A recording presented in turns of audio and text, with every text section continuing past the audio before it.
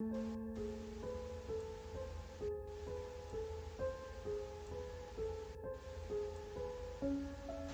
paranormal enthusiasts, to this week's episode of We're Creepin' It Reel, here on the Coast to Coast Entertainment Network, where everyone comes for their paranormal fix.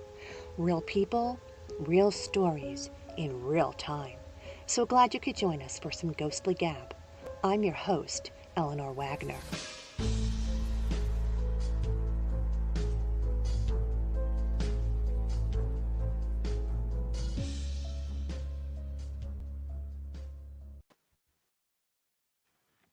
Welcome back. For those of you who are just tuning in, if you didn't know and you weren't aware, we were having technical difficulties and asked you to please stand by. I think we have everything up and running this time. So I'm going to welcome back my guest for tonight's show. It's Bill Helm from Casper.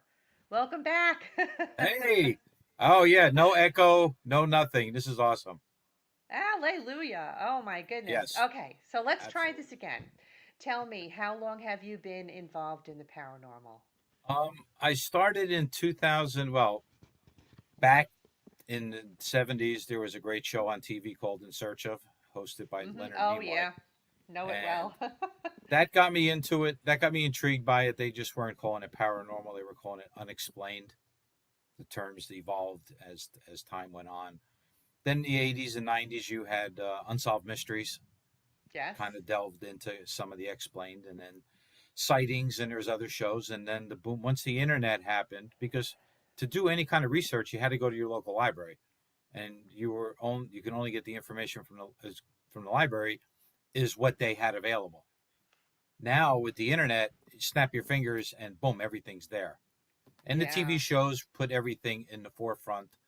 And then then you realize that there was more equipment than just your handheld toted cassette recorder with wired extendable microphones from the beginning of it. And Mhm. then really into it, 2009, I joined a group, found a group in New Jersey called New Jersey Paranormal Group. They were at Highland Lakes outside of Vernon, and I would meet them in Newton, and I drove all the way down to Parsippany, or actually Whippany. They did two meetings a month for different areas and stuff, and then I became lead investigator there, and then they disbanded, and then I decided, you know what, um, I want to do things my way. I have my own ideas, and I think I can freelance and help other investigating teams out by looking at it from things from a different perspective. And that's how Casper was formed. And Casper was basically, yes, I liked the name Ghost. I loved the cartoon and everything as a kid. So I decided, I looked at it and looked at it and then put the dots, periods in, and then said, okay, can I break this up?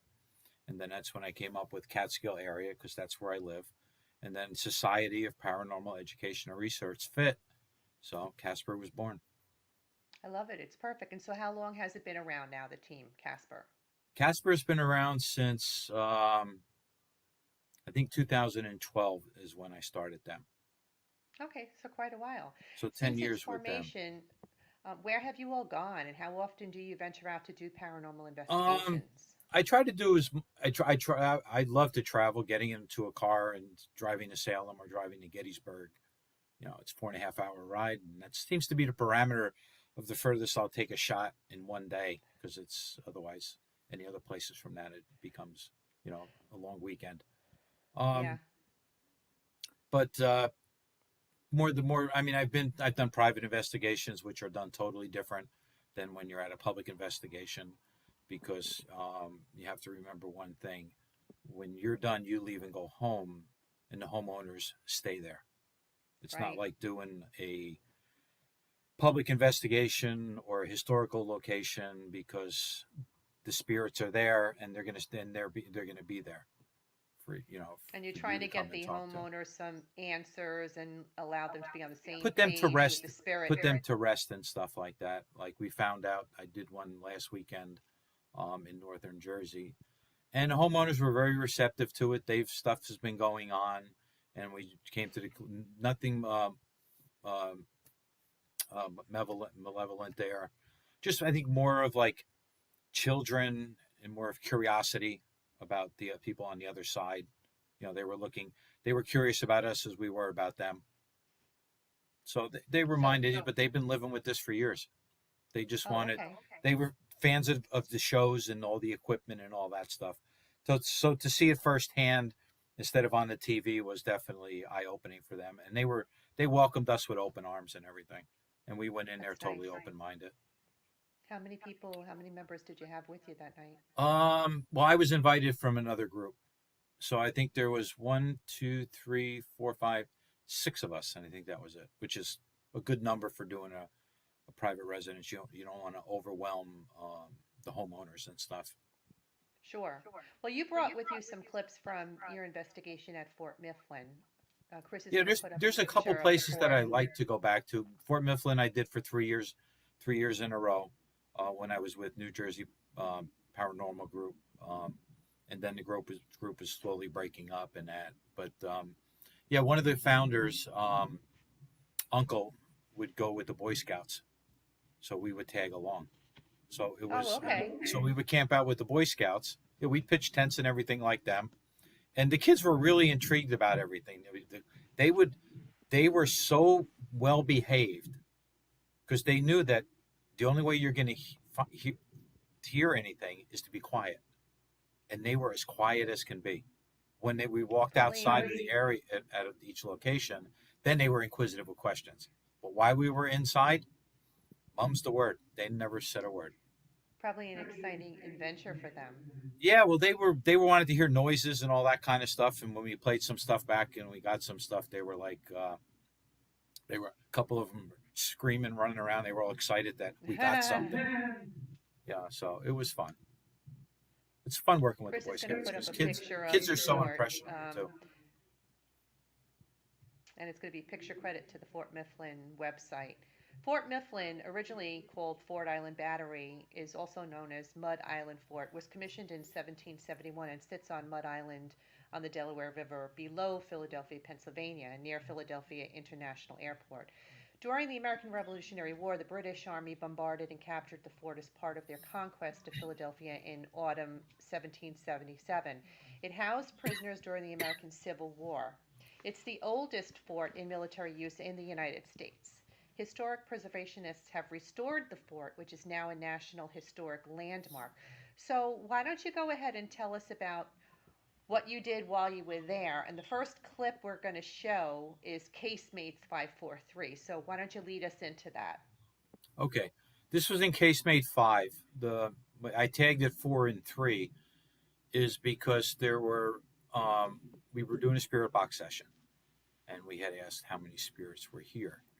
Now, me, Dave, and Cynthia were sitting on the bunks, so there was 3 of us in there, and the first number was 4, and then we heard 3. And what happened was Dave's cousin actually stepped into the room, and then when he heard 4, he stepped out, and the spirits replied 3. So they were Ah, aware of what was going on. They were trying to answer the question, as best as they could. So that's why there's 2 answers. So when you play it, very you'll hear cool. 4 first, and then you'll hear 3. And we found that out afterwards that he stepped into the room and then he stepped out, and then Oh, that's why we okay. had the 4 and 3. But Casemate 5 there's a lot of bunks in there. It's the furthest casemate in by the where the chow hall is, and then you walk back and you have little individual ones. Casemate 5 was the biggest, all the way in the back. Okay, Chris, you want to run that clip for us?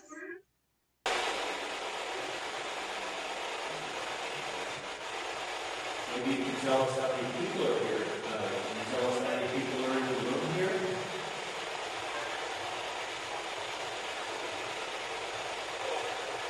4? That's what it sounded like. We have 4 people in the hallway. How many people are in this room? That was clear, whatever it was. Sounded like it was great. Can you repeat that for us, what you just said? How many people are sitting in this room?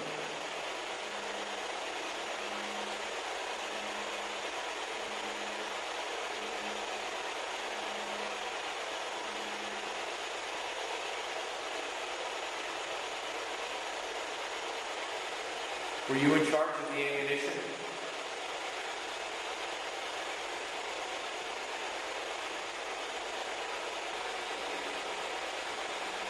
I didn't realize I sent you the longer clip of it.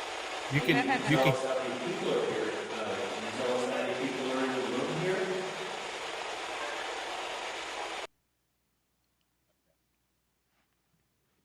It almost sounded like there was a foghorn in there too, going okay. like What that mm. is in the back of there's a little stream that runs in the back.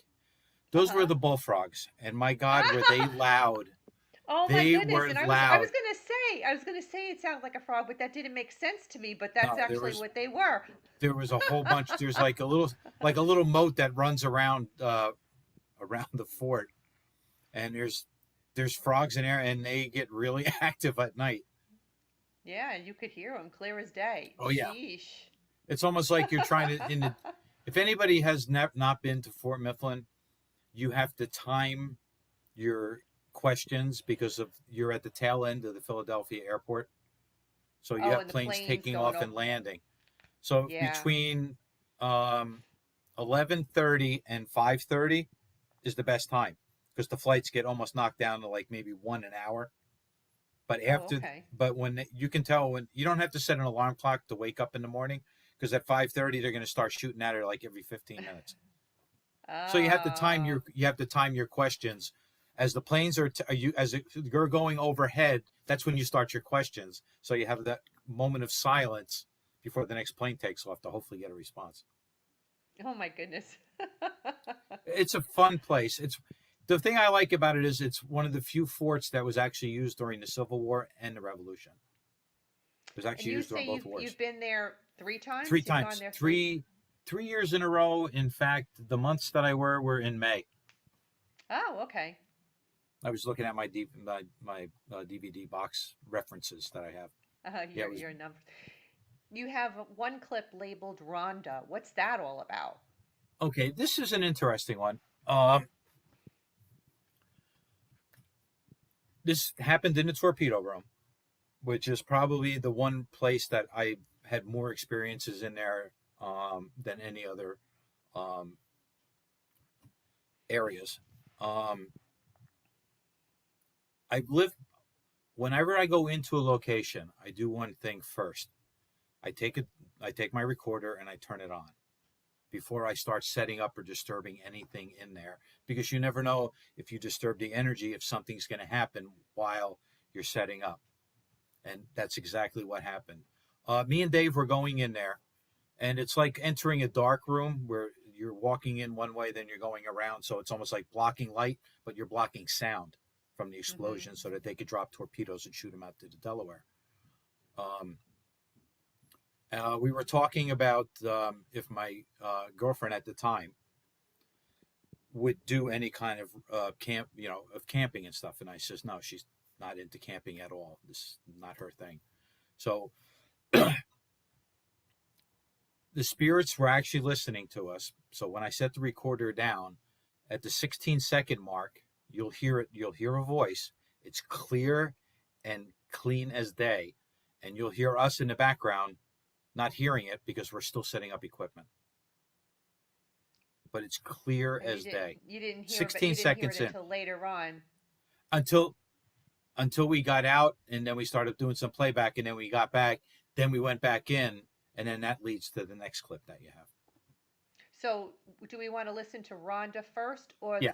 torpedo? All right, so we're going to listen to Rhonda first. Chris, can Yeah, you because put that one up? that's the one that started the whole night off in there. So 16 Gotcha. Okay. seconds in, you'll hear it. You'll hear it, and it's clear as day.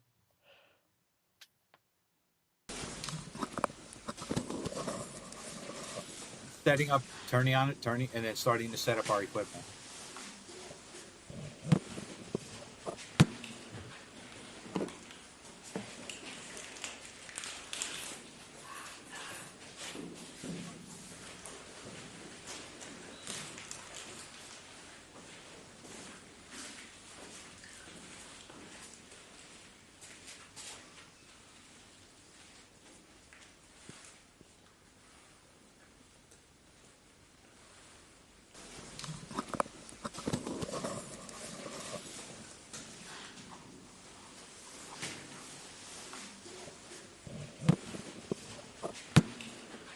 my setup after I turn it on, I don't talk to anybody. If I'm setting up a room with somebody, we don't talk at all because I don't want to step on anything that might be there.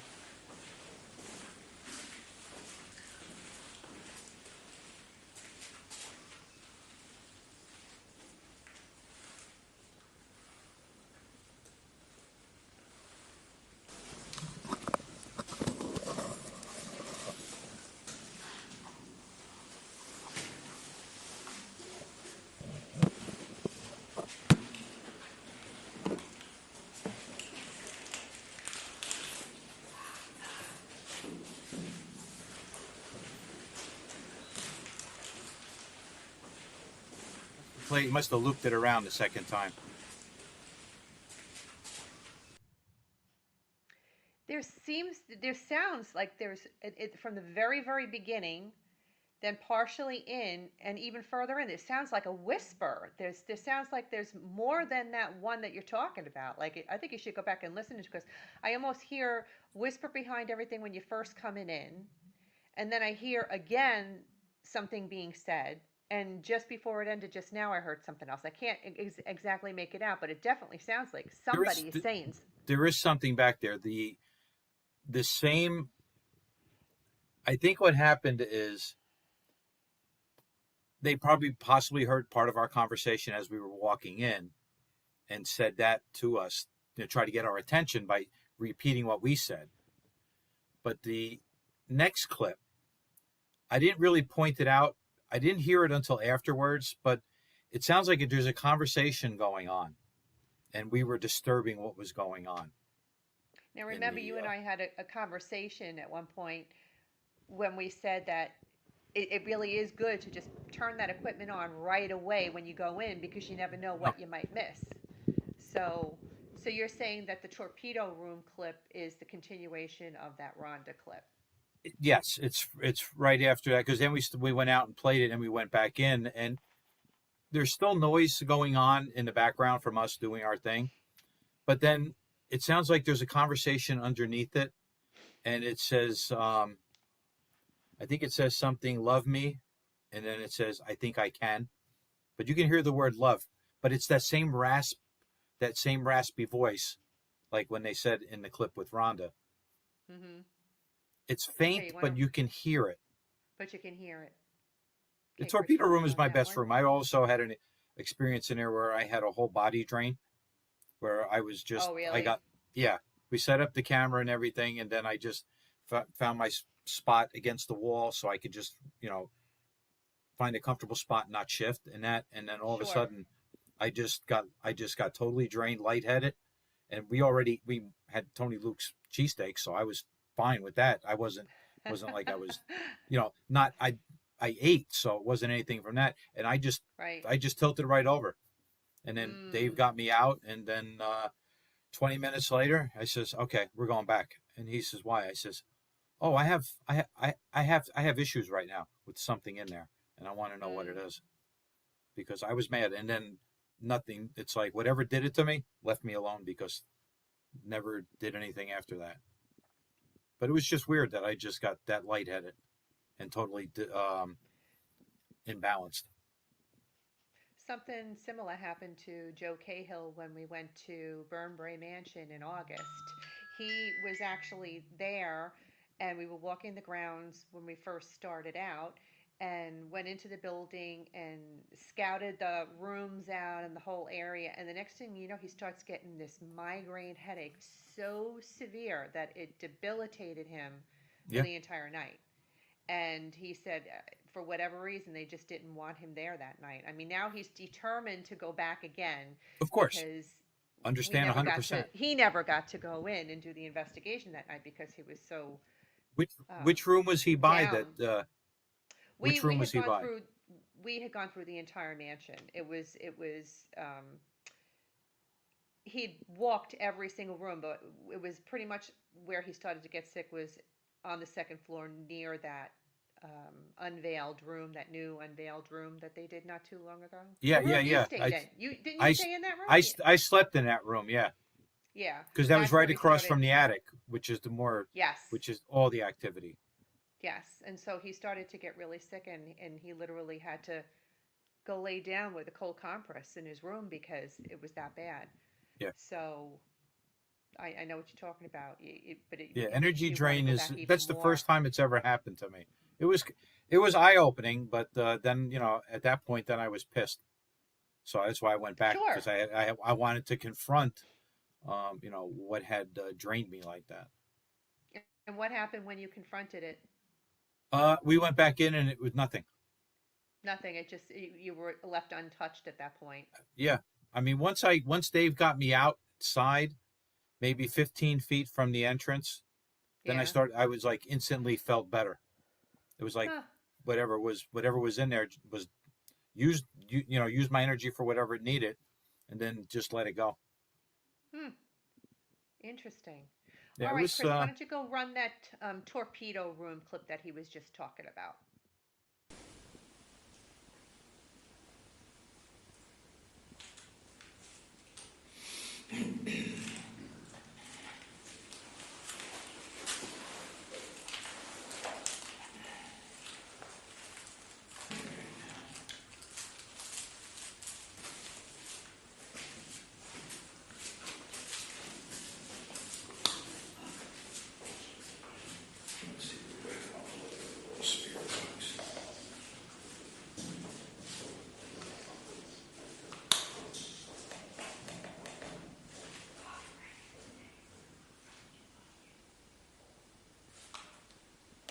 Hear it? Yep. That's not the first time I heard it, though. I heard something in the very beginning again. Well, we know Yeah, you're here. Whisper. yeah, because it said love me. Then it says I think I can.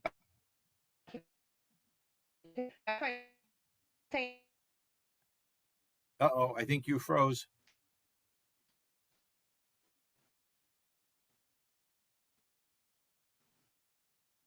Uh-oh. Oh, there you are. Now you're back. Yeah, you froze for a bit. Yeah. Did I? Yeah. I didn't even notice it from this end. I was talking to you. Yeah, you can hear it say love me, and then a little bit later it says I think I can. But that love me What do you part think is like that's all about? I think there was I think there was a little love connection going on. I mean, during the wars, it wasn't just military people that were on the base. They had civilians in there too, protecting them from the battle, and they were probably probably when they were in there, okay, yeah, you can stay here, but you're going to work. Right. So who knows, what they were doing? They could have helped them loading ammunition and that, and bombs could have been going off, and two people were just like, oh, I don't want to die alone. I don't know. Would I you think I just did. consider I think we that? just caught somebody in the middle of a little conversation. Do you think that was residual? Yeah, I And would did you think get so. any kind of residual torpedo sounds of anything like that? No, we were. I would have loved to got that. Because I know when we were in the Sterling Hill mines, we got residual mines going off, explosions going off down Explosions. in the lower levels, which was really cool because it's not a functioning mine anymore. It's just a museum. And to have that happen the night we were on an investigation. So you almost anticipate something like that, like a torpedo explosion would be cool too, you know? Yeah. No, we were looking. I was listening for all that kind of stuff because I've been to Gettysburg many times and always went out Mm-hmm. at night listening for the isolated cannon fire residuals going Yeah, off. And yeah. I haven't heard it yet, but I'm determined to at least try to pick it up somewhere. So Yeah, I it's feel like you possible. have to be at the right place at the right time, you know? Ugh. I mean, and I also look at the Rhonda clip. Is it the spirit listening to our conversation? I mean, Rhonda is an old fashioned name. Sure. It's an older name. So could somebody have been a civilian or a female military person been on the base with that name? Could be. You don't know. It's No. hard to logbooks are tough to get a hold of because they weren't kept. You know, the military side, yes, but the civilian sides, no. It's just everybody, runs in there for protection and stuff. It'd be nice if you could have like a manifest of some sort Yeah, to, Yeah, that I like when you have something like that to compare it to, and then you get blown away with names being on there that you've come up with in in an investigation. That's really cool when it Yeah, happens. Well, I know that you've been to the Burlington prison as well. Chris is going to put up a yeah. picture of the prison, and we'll give that picture credit to the Burlington prison website and Rick Byrne, who took the photo. This imposing stone structure was completed in 1811. The exterior hasn't changed much. The massive front door is original. The interior is pretty ominous looking. The prison was a functioning one all the way up until 1965. Originally meant to house 40 prisoners, by the time it closed, it held over 100. Overcrowded conditions required a larger prison to be erected. This old building was opened as a museum in 1966, with major renovations completed in 2001. Bill, can you tell the listening audience a little bit about the background on the jail, the executions, and so on and so forth, if there were any? Uh, well, there was a. God, I'm trying to remember. I know the warden was not liked. It was a debtor's prison. So a lot of people, that owed money and stuff like that that couldn't pay it wind up going to jail. Which I still try to figure that out. If they're in jail, how do they pay their bills? Yeah, There's no really. money coming in. I never understood that. Um, I mean, it's interesting because most places you're going to think solitary is going to be in the basement in the dungeon area, where here it's up on the second floor in the middle Oh, okay.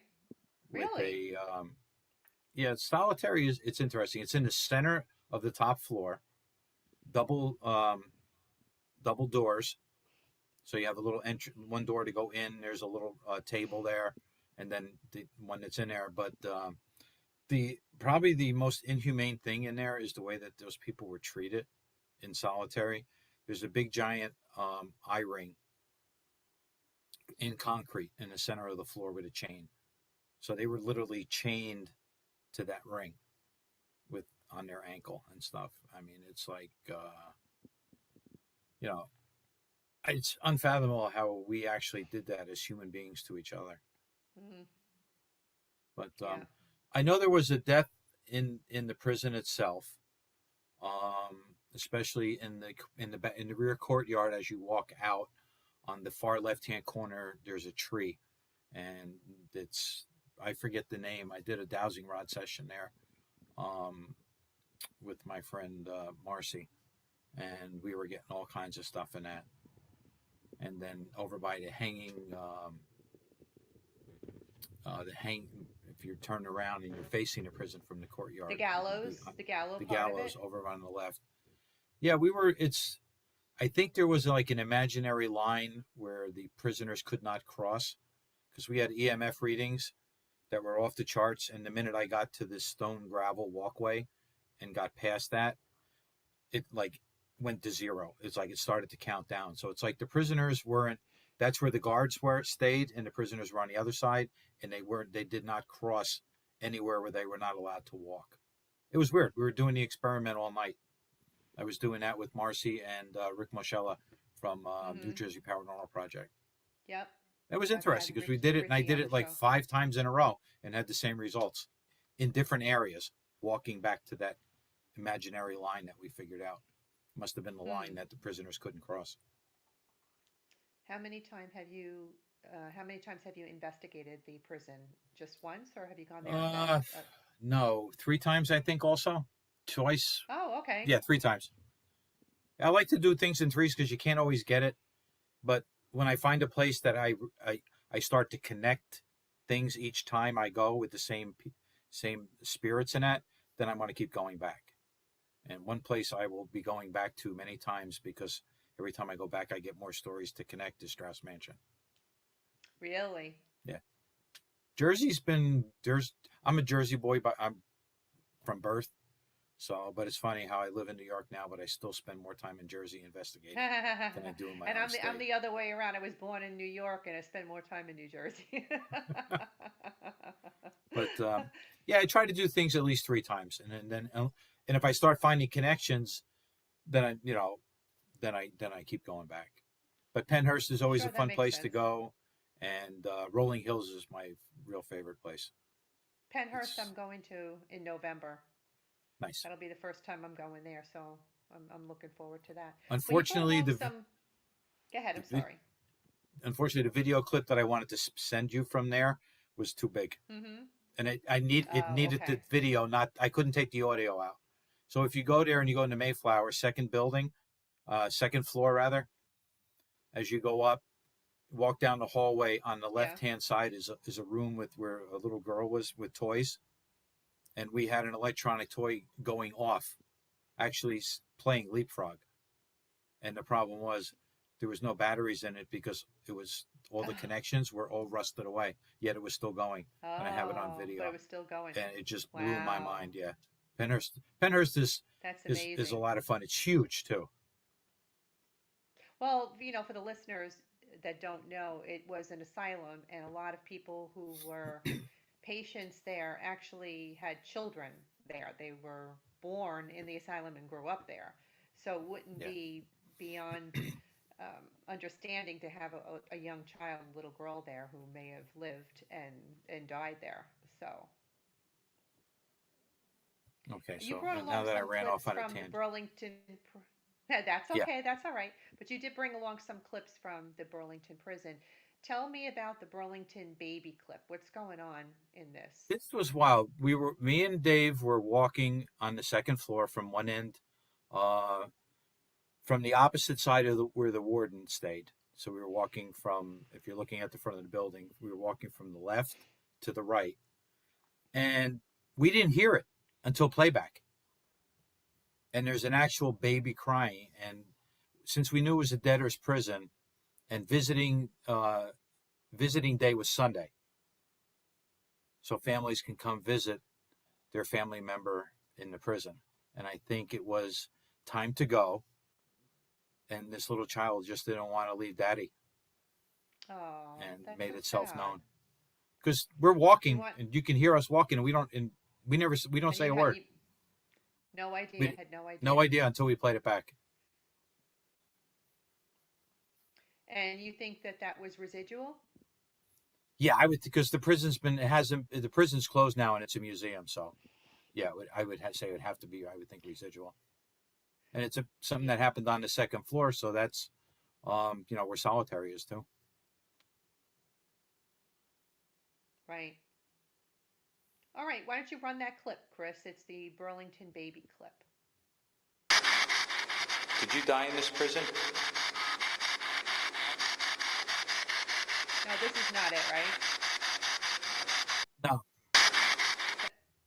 No, this is not the clip. It's called the Burlington baby clip, and it's a video, right? Uh, no, I think I took the audio. I think that one I sent with the audio. It could be a video.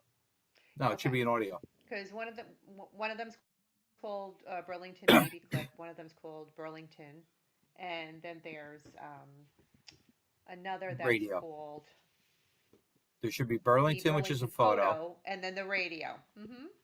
Right. Baby and radio.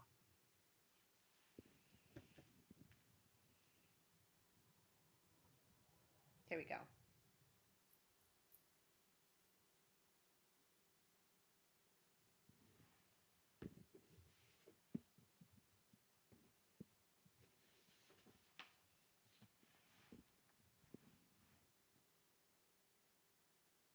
No, Well, that wasn't it. that wasn't it either. No, I'm not sure what that one was. Then I have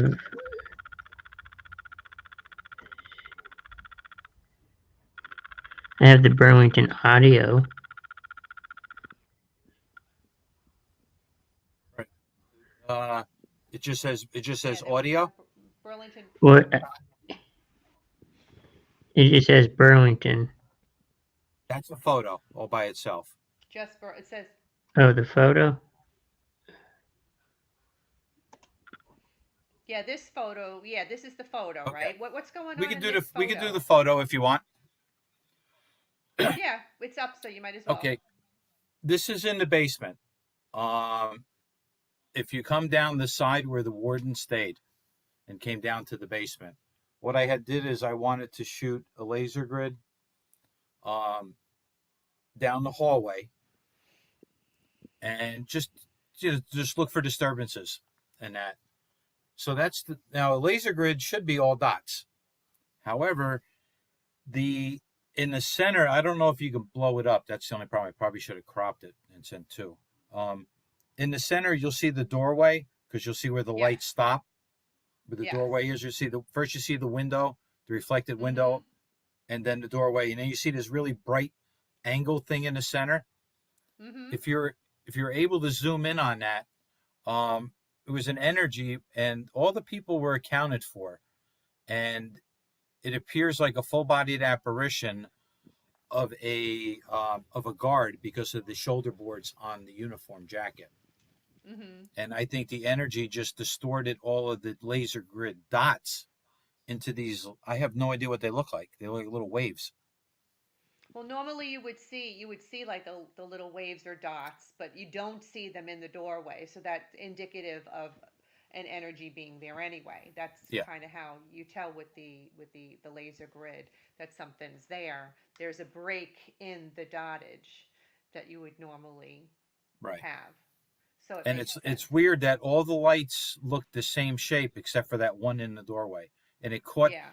it like grabbed the shape of his shoulder, and that's where you could see the laser the board like a security guard's uniform. Cool.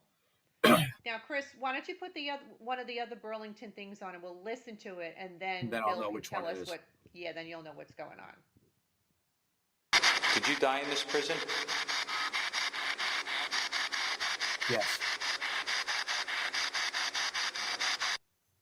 Oh, so maybe I sent that one instead for some reason. I don't know why. But that's yeah. I did a spirit box session, and I asked, "Did you die in this prison?" And you can hear the spirit say yes. So. Did you get a lot of that night? Did you get any names either, or? No, it was hard getting names. We did get one in solitary where my friend Dave said he thought he heard the spirit say Bill, and then as I was drinking water, he said it said water. But that was I'm trying to remember because it's 3 trips. I try not to put them all together. I got to try to keep them all separate. Sometimes that's a little hard to do. I think when it's the same place anyway, it doesn't matter. It's all the prison, so it all happens. Yes, at one it all time happened, or another. but I try to keep it separate so that way I know next time to go. Where am I going with it? What's the other clip how many clips did I still have? 1 or 2? I believe there are 2 more. Chris, you want to run another one?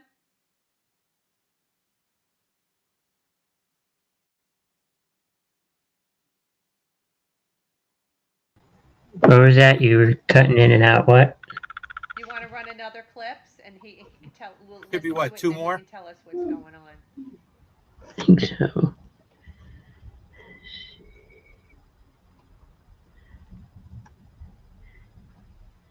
I think I have all the clips.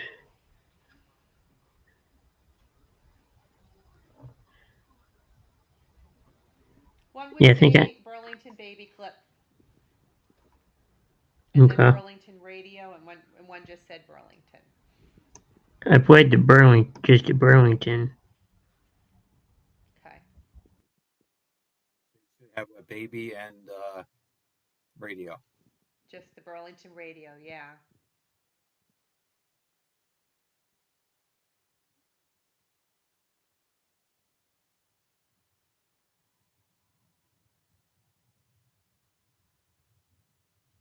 This is what doesn't seem to come through. Whatever. Do you know what this is, Bill? Okay. Because I can see somebody there, but yeah, this is the concrete. This is the plaster mold of the prisoner chained to the floor. Okay. But that shouldn't. That was taken in the dark, right? Yeah, it was with IR. Yeah. Okay. And what's the other one, Chris? That one I just played was Burlington Radio. That was Burlington radio? Yeah. Video went through, but not the audio. I didn't hear the audio, no. Yeah, no, we didn't hear the audio either. Okay. And what, do you have one more clip then? Should have the one for baby. Yeah, I don't see it.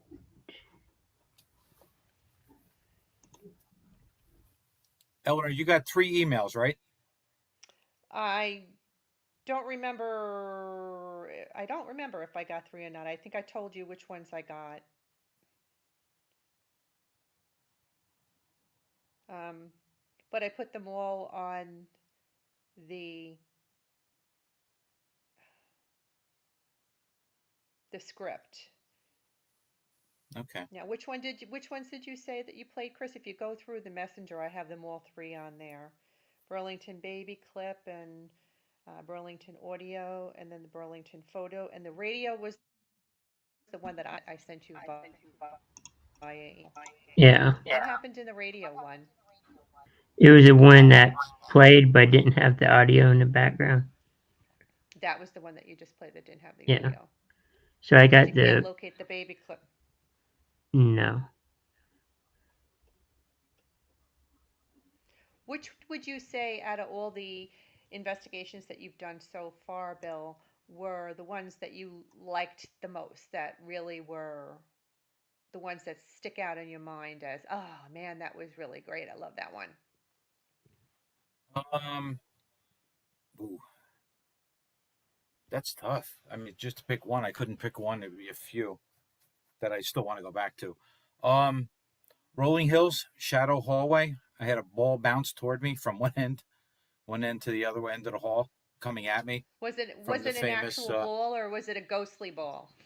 No, you heard it. No, you heard it bouncing and then rolling, and you could hear it Oh as it was wow. getting louder. It was coming towards you. There's one hallway. It's the back of the solarium. If you're in front, if you find the solarium, put your back to it. Stare down the hallway. There's the famous audio. There's this famous video clip of a shadow figure walking down the stairs. So that's what I was focusing on, was to see if I can get Mm-hmm. that spirit in camera. And no, didn't get that, but got the bouncing ball, and I think I dropped a couple colorful words at that point because I wasn't expecting it. Expletives. Yeah, I yeah, I imagine would I have had would to have get too. bleeped. I would have had to get bleeped. It would have been an Amy Allen moment where raw emotion and Uh, beeps. That, and then one place I've just been once. I mean, obviously Penn, in that, but there's one place I've only been once, and I want to go back, and that's White Hill in Fieldsboro, New Jersey. White Hill. Where's that located? Oh, okay. Fieldsboro. I think White Hill or What Whitehall. happened? Um, we did it. We did a digital séance with Sam Balatrusis in the Speakeasy, which was the basement, and there was underground tunnels that were filled in. So when it got raided during prohibition, people can escape out of it. We were doing a digital séance, and Sam was channeling, and Mary, the one of the spirits that used to own the place, um, she came through, and it was just it was just a crazy night. Sam says, um, what did he say? Oh, he says, I see. And I'm not a fan of cell phone cameras because of the delay, for orbs and stuff like that. I like a nice digital SLR. But this happened to be handy, and it was in my hand. And then Sam was in one corner, and he says, I see two red eyes. I took a picture, nothing.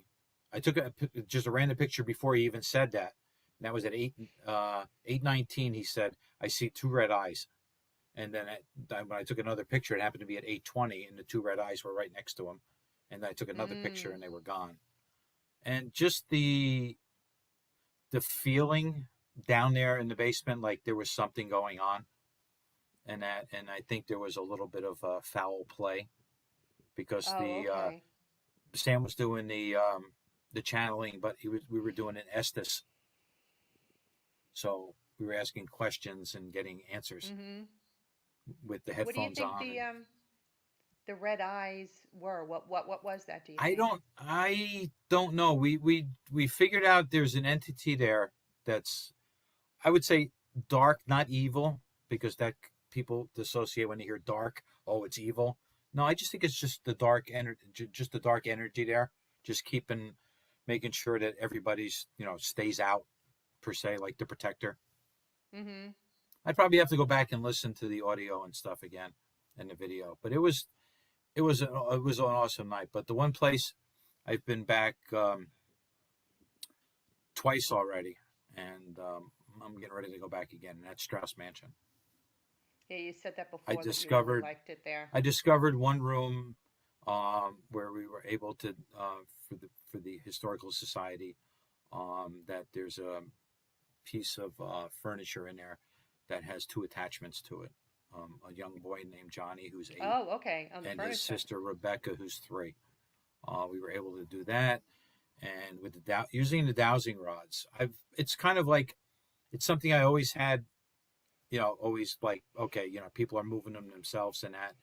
And then I did a couple of investigations years ago with Marcy Hecht from New Jersey Paranormal Project, Uh-huh.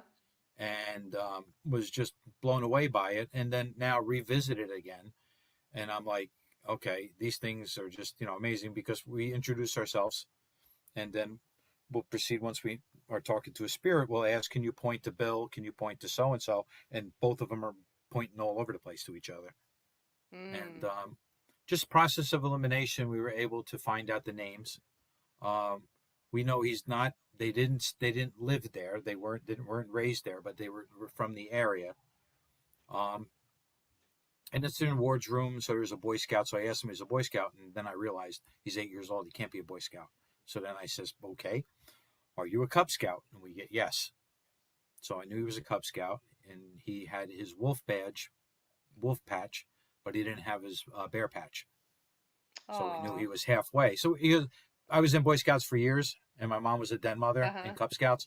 So I just ran with it, and we got the troop number, or what the Cub Scouts call pack number. The only thing is, Uh-huh. I think he's off by one number, because he gave me 354. I ran the numbers. First, I asked him, "Is it two numbers?" No. Is it three? Got a yes. And then proceeded to just run the numbers, and he came up with 354.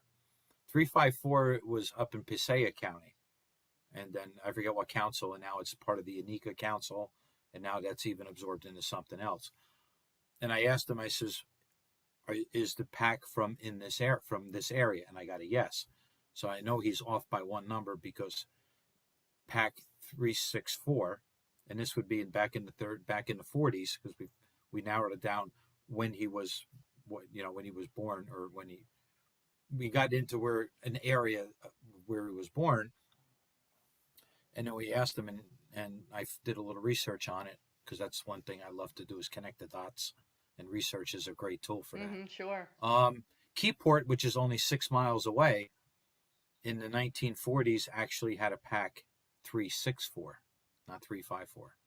So he might Oh. have been off by one number, because I asked him if it was in the area, And he and he was said he yes. was only 8 years old, so it's So the understandable how an odds of 8-year-old him child reading a might get number or something something like confused. that, sure. But I want to go Yeah. back, because now that I have more information, I want to continue connection with that story. Because I have this, from the first time to the second time, this last time, we just made more progress. And I just like the idea of having a story I can fulfill and tell, instead of just getting a bunch Oh, of random sure. stuff and then not trying to put it together. Um, Oh, I know. I love that too. how much time It do we have? definitely Because I makes got for. one. I got one fun tidbit for you. Go We got ahead. time? Let's can share it. Yeah, go right ahead. Okay. I guess I have this little knack of maybe connecting and talking to horses. Okay. A horse It's whisperer. that's yeah. It's well, growing up in the area where I live, my dad used to have trotters at Monticello Raceway. So we used to go to the barn. So I know the sound of a horse.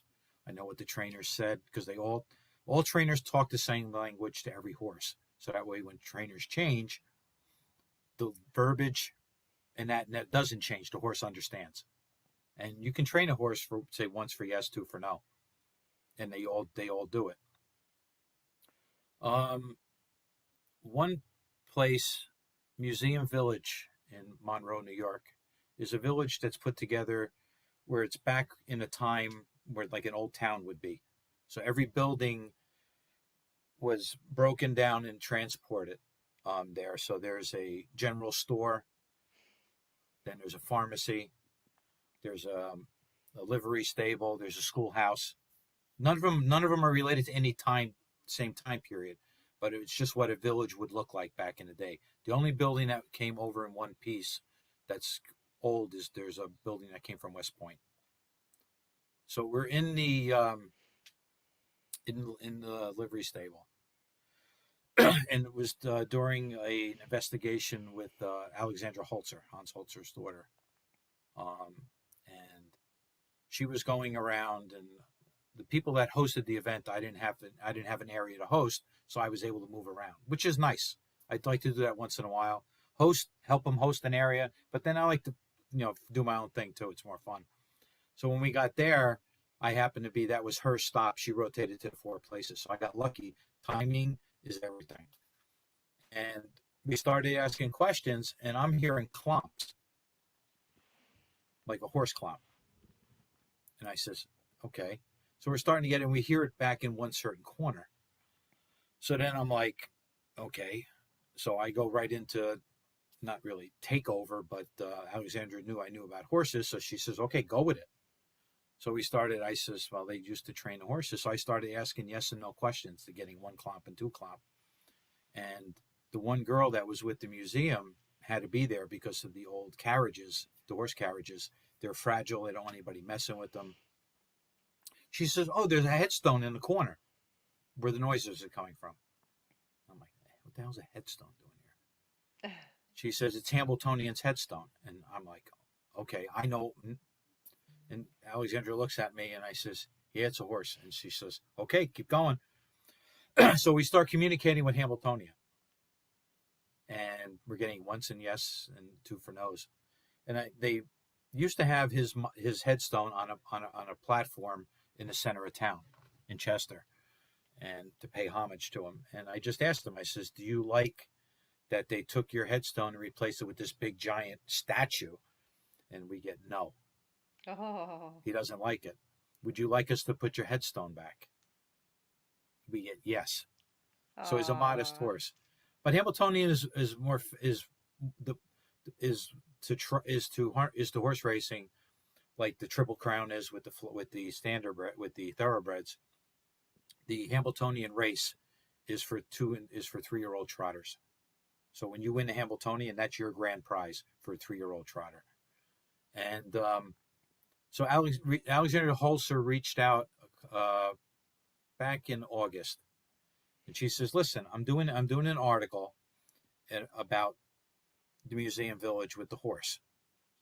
So I sent her pictures and everything, and I went through all my questionings and all that stuff, and I sent her everything. And the pictures didn't get published. However, my name got spelt right. Casper got recognized. And I'm actually in her article that's in the latest issue of Haunted Magazine. So I'm in print all over the world now. And it's nice. I read the story, cool. And everything was there. The pictures, I sent 3 pictures. The one I sent, I was hoping they would use as the headstone. They didn't use any of them. They used used what they wanted. So it was disappointing. And then I tied 2 places together that were Greystone Manor up outside of Buffalo, Gasport, New York. I actually tied that to Catherine's in Goshen, New York, which is across the street from the harness Hall of Fame racetrack. Because I found out that the guy that used to hang out in that place, I forget what it was called before Catherine's, Purdy was his last name, actually bought a horse from Curtis Root up at Greystone Manor. Curtis Root, that had Greystone Manor up in Gasport, standard bred horses. Actually has a 1/4-mile track you can still see built on his land. And now it's a B&B up there. And I connected to 2 places because he actually bought a horse from there and raced it down here. So I just got this thing with horses. If I get a smell or something like that, I just know, and I'll just run with it and see what I can do. So it's fun. It's fun when you can connect connect two places hundreds of miles apart. And when I By told something. her up at Greystone that I connected all the way down here to a horse that ran at the track. And then we started doing with the dowsing rods, narrowing it down. I forget the actual what it was, but we actually got the age, the sex, and the color of the horse, and the year that he got the horse. So I'm waiting for the Harness Hall of Fame to reopen their 100%, and then I can go in and do some research and see if I can And actually check it. find Yeah. which horse this guy bought from him, and then tie it to Curtis Root. Oh, that would be that would really close neat. the story. Yeah, that's the Yeah, that would that's be the great. that's the part of this field that's the most rewarding, when you can put two Yes. things together and tell a story. Yes. I totally agree. I love that. Well, can you please go ahead and tell the listening audience how they can find you if they go looking for you? Sure. You can go to Facebook. It's Casper. Unfortunately, you can't search it Casper. Just go Catskill Area Society of Paranormal Education and Research, and then after that, then there's a dash, and then there's Casper spelled out. That's the official page. I have a second page because Facebook has got some issues. But for some reason, I can't post events on my Casper page with the hyphen Casper. So I had to start a secondary page so that I can generate events and then share them to my main page. It's a fiasco. It's been going on for 7 months now, and I can't get into. You can't call Facebook anymore. There's no phone number, and I don't even know how to email them to find out what's going on. It's bizarre. Frustrating. Yeah, Frustrating. it is. But I had to do what I had to do. What's the second event page called? Well, no, it's just another page, just Casper without Catskill Area without the word Casper. That one Gotcha. don't like. I even have a disclaimer on there. Do not like this page. This is for generating events only. And you go to the main page. Gotcha. Well, this has been a very fun interview. I thank you so much for coming on this evening. You're definitely a very thank you for having adventurous me. paranormal investigator. And I wish you well Thank on you. all your future investigations. Oh, Thanks maybe for we can joining team me. up and do something too. I'd like that. Definitely. We'll keep in touch. Will do. Thanks for having me. I appreciate it. And thank you, Techie Chris, too. We couldn't do it without you. Yes, Chris. Awesome job. Especially with all the technical difficulties.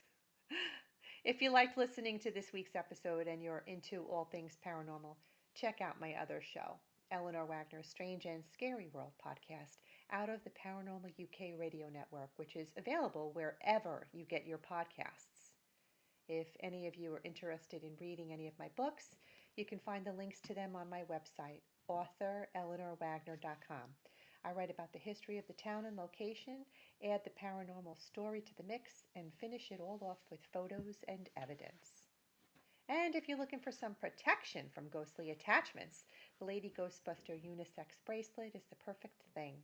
This gorgeous protective gemstone bracelet with sterling silver ghost charm is the perfect fix.